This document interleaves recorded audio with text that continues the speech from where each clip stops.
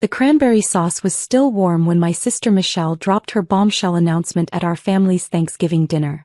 She stood up from her chair at the head of the table, wine glass in hand, like she was making a toast to her own brilliance.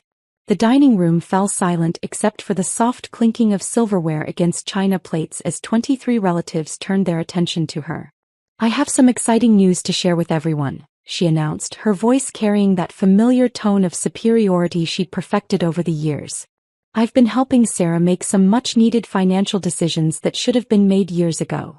She gestured toward me with her glass, and I felt the familiar weight of nearly 24 pairs of eyes settling on me from around our extended family gathering. I continued cutting my turkey methodically, keeping my expression neutral and my movements calm.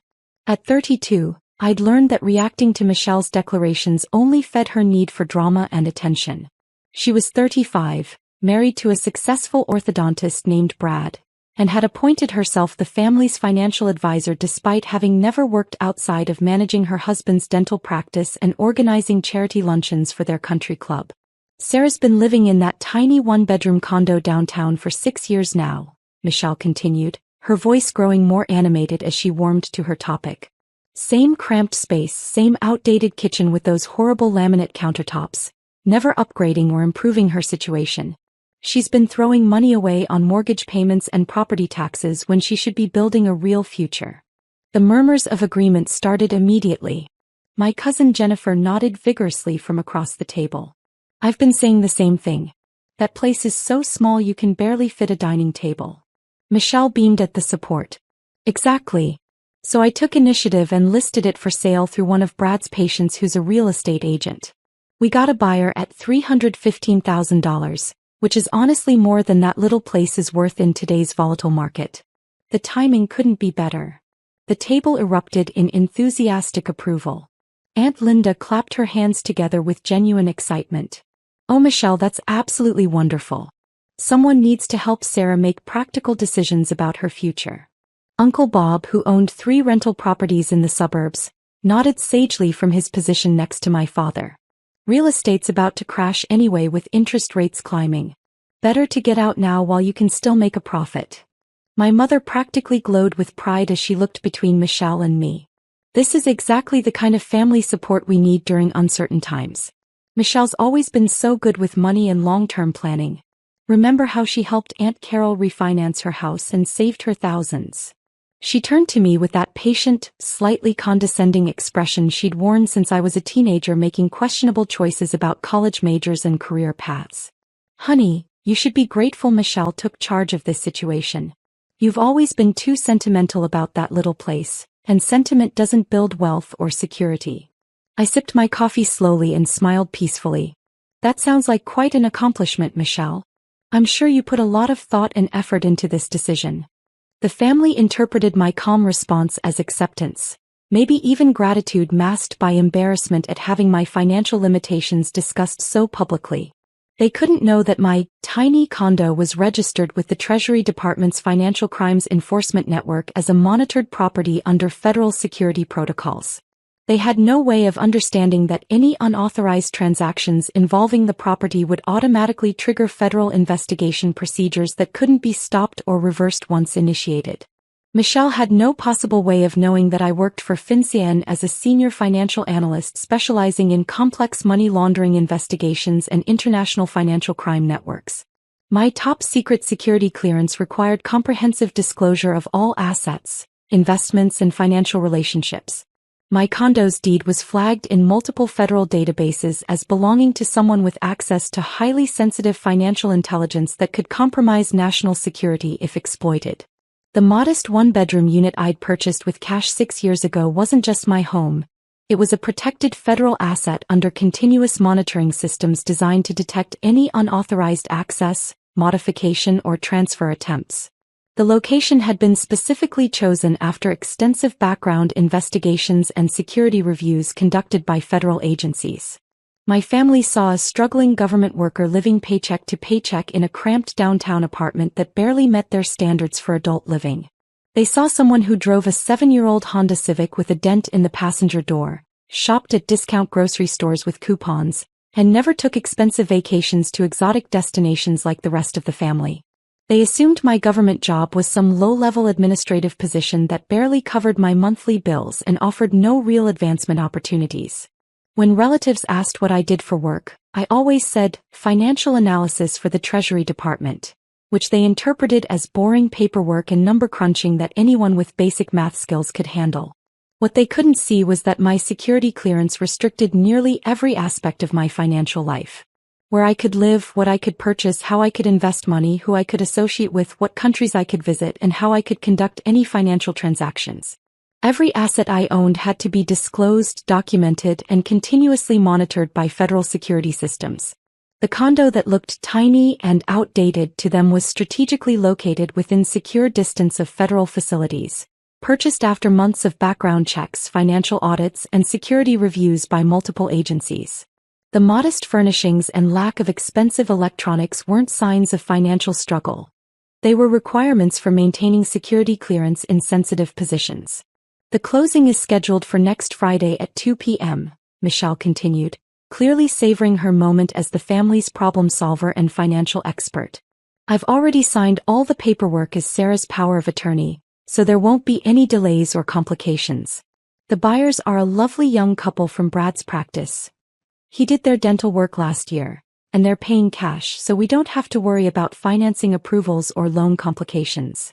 My cousin Jennifer leaned forward with obvious interest and admiration. You have power of attorney over Sarah's finances? That's really smart planning for family emergencies and situations like this. Michelle waved her hand dismissively, as if the legal complexities were minor details hardly worth discussing. Oh, I just forged Sarah's signature on the necessary documents. She would have overthought everything and probably backed out at the last minute like she always does. Sometimes family has to make hard decisions for family members who can't see the bigger picture. The casual admission of forgery hung in the air like it was perfectly normal family business rather than a serious criminal act.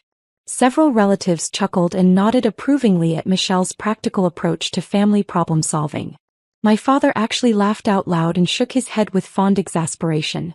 That's our Michelle, always cutting through red tape and bureaucracy to get things done efficiently. Uncle Bob raised his beer bottle in a mock toast. Sometimes you have to save people from their own poor judgment and indecision. Sarah's lucky to have someone looking out for her best interests. I took another sip of coffee and maintained my peaceful, grateful expression. Michelle had just admitted to identity theft, wire fraud, and federal property crimes in front of 23 witnesses, most of whom had encouraged or applauded her criminal behavior. She'd also committed multiple federal felonies by attempting to transfer monitored property without authorization from federal security agencies.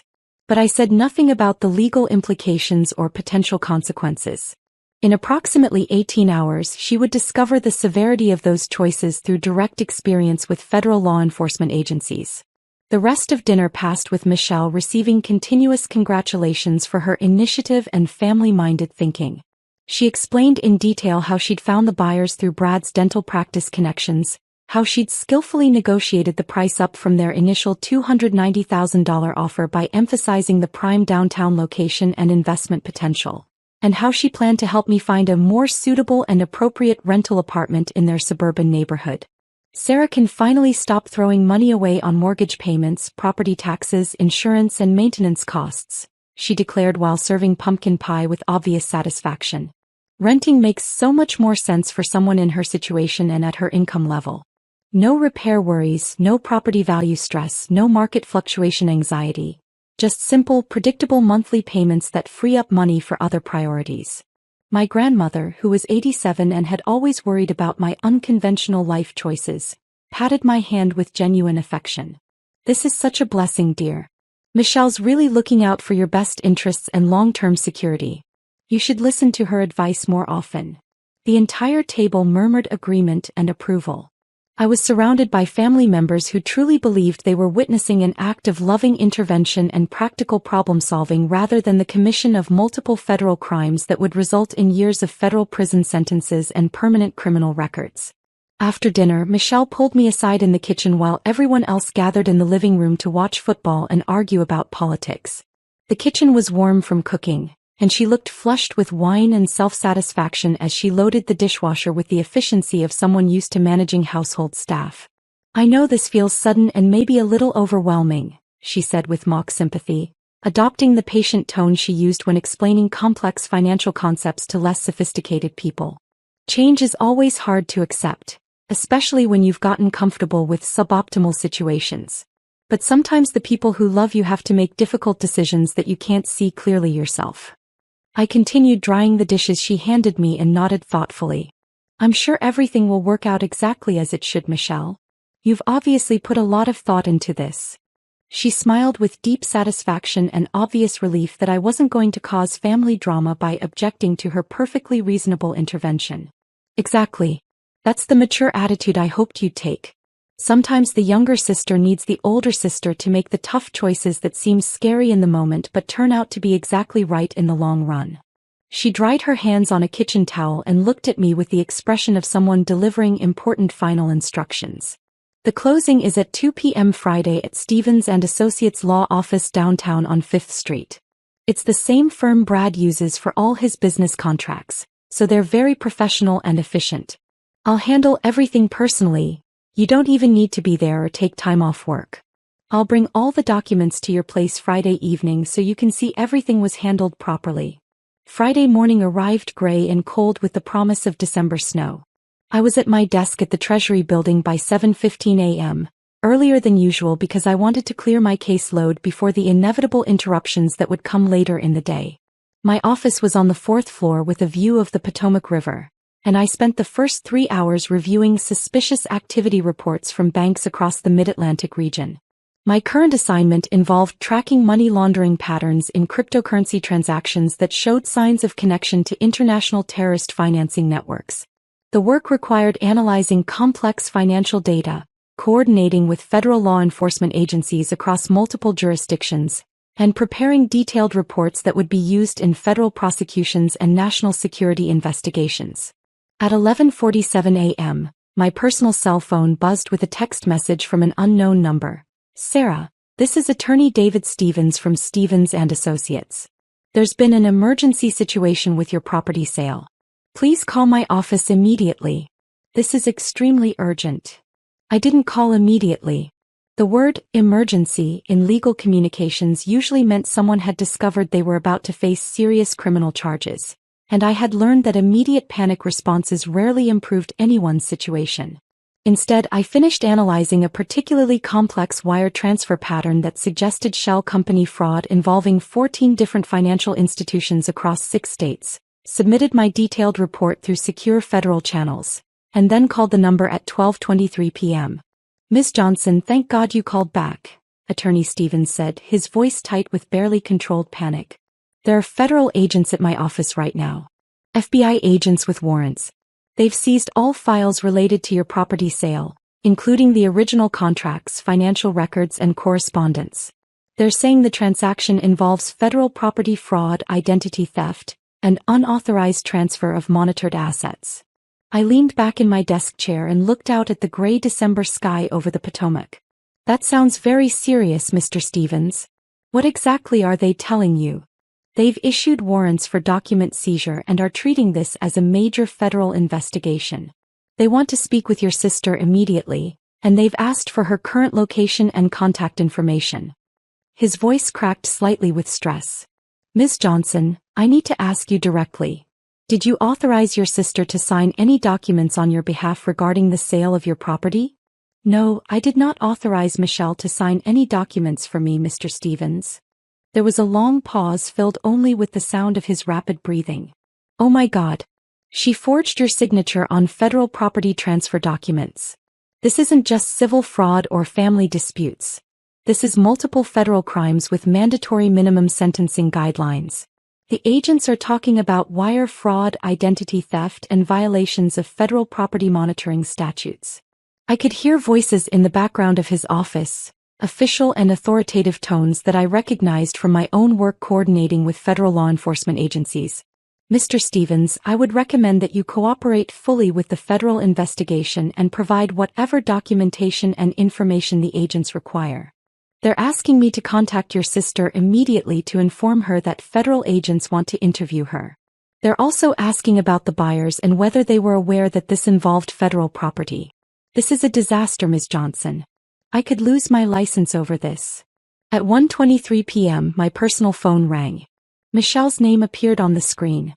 Sarah, what the hell is going on? Her voice was shrill with panic and confusion. FBI agents just showed up at my house with official badges and warrants. They're saying I committed federal crimes. They want to arrest me and seize my computer and financial records.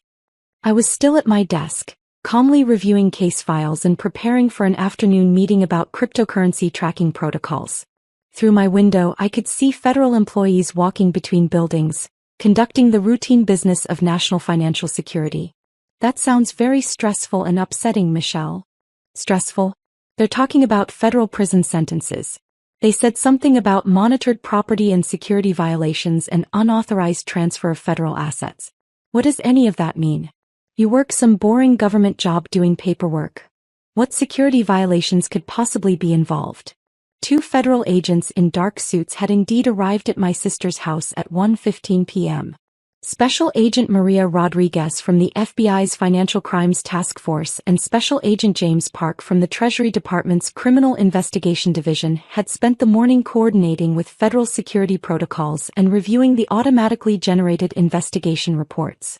When property registered under federal monitoring systems shows unauthorized transfer activity, automated security protocols engage within hours according to established national security procedures. The FinCEN database had flagged my condo's attempted sale at 9:42 a.m. when the title company submitted preliminary paperwork to the county recorder's office. By 10:15 a.m., federal investigators were reviewing transaction details, confirming identity theft and preparing warrants for document seizure and suspect interviews. Michelle, I said calmly, maintaining the same peaceful tone I'd used throughout our Thanksgiving dinner conversation, you admitted at dinner yesterday that you forged my signature on legal documents to sell federal property. You committed wire fraud, identity theft, conspiracy to commit financial crimes, and attempted unauthorized transfer of monitored federal assets. Federal property? It's just your stupid little condo that nobody cares about. My condo is registered with the Treasury Department as a monitored asset under federal security protocols. Any unauthorized transactions trigger automatic federal investigation procedures that cannot be stopped once initiated. Your forged signature on transfer documents constitutes multiple federal crimes with mandatory minimum sentences ranging from 4 to 12 years in federal prison. The line went quiet except for her increasingly ragged breathing and what sounded like muffled crying. Michelle, you need to surrender yourself to federal authorities immediately and retain qualified federal criminal defense counsel. I continued in the same calm, professional tone I used when briefing law enforcement agencies about financial crime investigations. Resisting arrest, fleeing, or attempting to obstruct the investigation will result in additional federal charges that carry even longer sentences. The buyer's earnest money has been seized as evidence. The title company is under federal investigation for their role in processing fraudulent documents, and Attorney Stevens is cooperating fully with federal investigators to avoid criminal charges himself. But I was trying to help you. The whole family agreed this was the right financial decision for your future. The family's agreement doesn't override federal law, Michelle. You committed serious federal crimes in front of 23 witnesses who heard you admit to forgery and identity theft. Those witnesses will be subpoenaed to testify in federal court about what they heard you say. I could hear Agent Rodriguez's voice in the background, calm and professional, explaining Miranda rights and federal arrest procedures. Michelle was being given the opportunity to surrender voluntarily rather than be forcibly arrested, which would look better during sentencing hearings. Sarah, please, you have to stop this. Tell them it was all a misunderstanding. I cannot stop a federal investigation, Michelle. Federal crimes have federal consequences regardless of family relationships or personal feelings. You committed the crimes, you admitted to the crimes in front of multiple witnesses, and federal law enforcement agencies are required to prosecute those crimes. At 2:47 p.m., Michelle surrendered herself to federal authorities at the FBI field office downtown. She was processed, photographed, fingerprinted, and held in federal detention pending arraignment. The charges were extensive and serious: wire fraud across state lines, aggravated identity theft, attempted federal property fraud, conspiracy to commit financial crimes, and violations of federal security monitoring statutes. The U.S. Attorney's Office filed formal criminal charges within 72 hours. Michelle faced a minimum sentence of 6 to 10 years in federal prison, plus restitution costs exceeding $85,000 for federal investigation expenses, legal fees, damages to all parties involved in the fraudulent transaction, and administrative costs for security protocol violations. The buyers, a young couple named David and Jennifer Walsh, lost their $31,500 earnest money deposit and faced their own legal complications for attempting to purchase federal property through fraudulent means. However, federal investigators determined they were unknowing victims of Michelle's scheme rather than willing participants in federal crimes. They still faced financial losses and legal fees exceeding $15,000. Attorney David Stevens faced immediate disciplinary action from the State Bar Association for failing to verify signatures on federal property documents and for not conducting proper due diligence regarding property ownership and authorization. His law license was suspended pending investigation, and his professional liability insurance company initiated legal action to recover their anticipated losses from the federal investigation. My family's reaction was predictable but still disappointing. They called me heartless and vindictive for pressing charges against my own sister over what they characterized as a simple family misunderstanding that had gotten blown out of proportion by government bureaucrats. They couldn't comprehend that I hadn't pressed any charges at all. Federal monitoring systems had automatically detected the crimes and initiated prosecution procedures according to established national security protocols. My mother called me repeatedly, crying and begging me to fix the situation by talking to my boss, or someone in charge, who could make the federal charges disappear.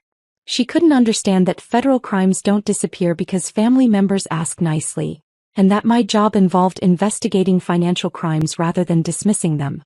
At Michelle's arraignment 2 weeks later, she appeared in federal court wearing an orange detention jumpsuit, looking pale and exhausted from her time in federal holding.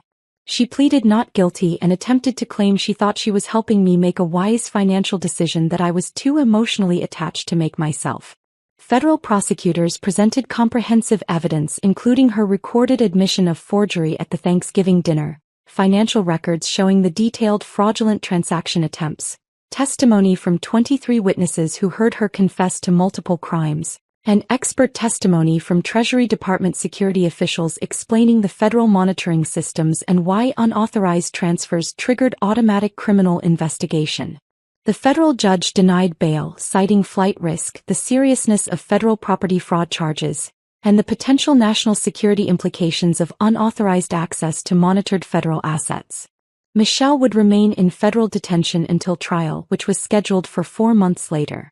During the pretrial period, federal investigators discovered that Michelle had previously forged signatures on other family members' documents, including mortgage refinancing papers for our elderly aunt and unauthorized credit applications using our cousin's social security number.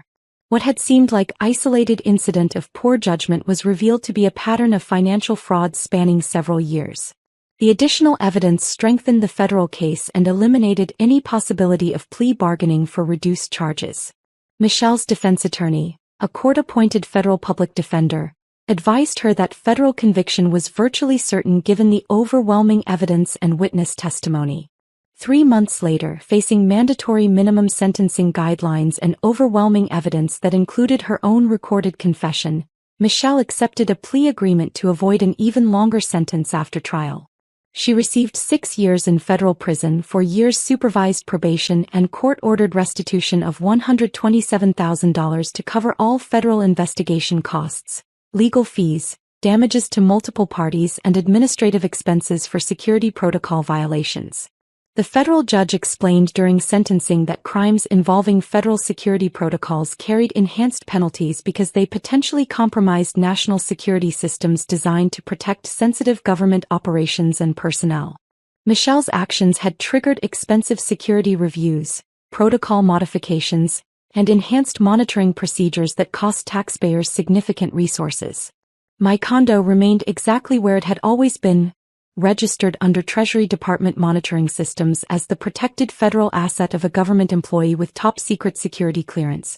The property couldn't be sold, transferred, or modified without extensive federal oversight, security reviews, and authorization from multiple agencies. The attempted fraud had actually resulted in enhanced security protocols around my property and increased monitoring of my financial activities. Federal security officials conducted comprehensive reviews of all my assets, relationships, and potential vulnerabilities that might be exploited by hostile actors seeking access to sensitive financial intelligence. I still live in my tiny one-bedroom condo downtown, still drive my 7-year-old Honda Civic, still shop at discount stores, and still take modest vacations within the United States.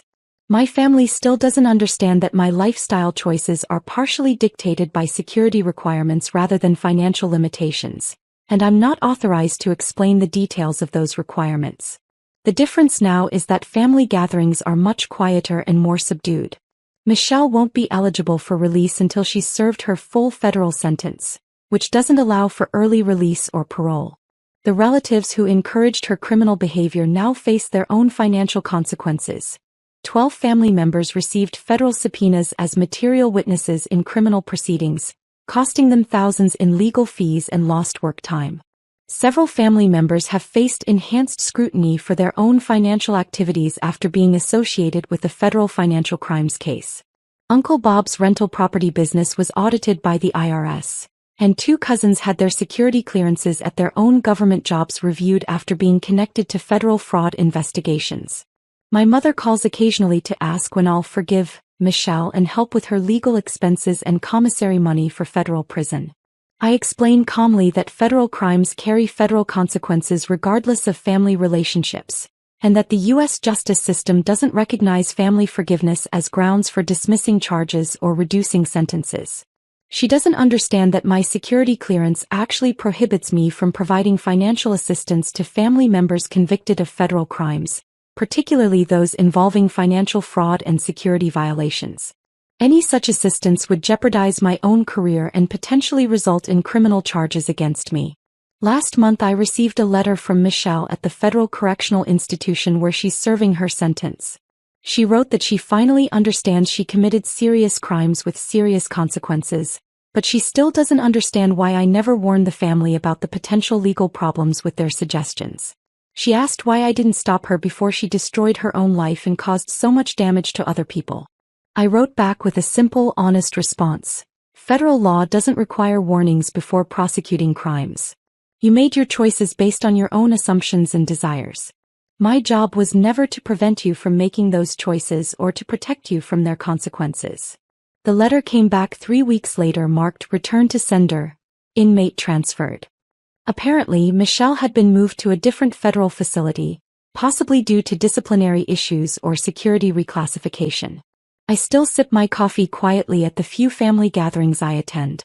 I still smile and stay calm when relatives make assumptions about my life, finances, and career prospects. The difference is that now they're much more careful and hesitant about offering suggestions regarding my property, financial decisions, or life choices. Some lessons about federal law and personal responsibility can only be learned through direct experience. Federal prison provides excellent education in the long-term consequences of financial crimes, identity theft, and unauthorized interference with federal security systems. My condo remains exactly where it belongs, under federal protection and monitoring systems, just like it's always been since the day I purchased it with full disclosure to Treasury Department security officials 6 years ago.